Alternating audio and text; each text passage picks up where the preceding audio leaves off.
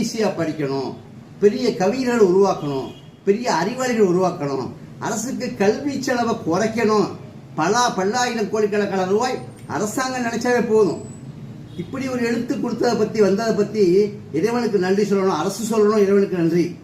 இந்த எழுத்துக்களை சிறிது உள்ள எவ்வளவோ பெரிய பெரிய வல்லுநர்கள்லாம் இருக்காங்க, அவங்கெல்லாம் கொஞ்சம் சிறிது யோசனை பண்ணி பார்த்து நிச்சயமாக இந்த எழுத்துல நமக்கு என்ன லாபம், அரசாங்கத்துக்கு என்ன லாபம், மக்களுக்கு என்ன லாபம், இதனால் கிடைக்கக்கூடிய லாபங்கள் என்ன அப்படிங்கிறத பற்றி பொருளாதார மேதைகள், பொருளாதார நிபுணர்களை வச்சு, கணக்கியல் நிபுணர்களை வச்சு அவங்க கணக்கிட்டு பார்த்தாங்கன்னா நமக்கு இவ்வளோ காசு மிச்சமாகுமே, இவ்வளோ படிப்பு செலவு இல்லாமல் போயிடுமே, நம்மளுடைய மக்கள் குழந்தைகள்லாம் ரொம்ப எளிதாக கற்றுக்குவாங்களே அப்படிங்கிற ஒரு எண்ணம் உருவாகும்.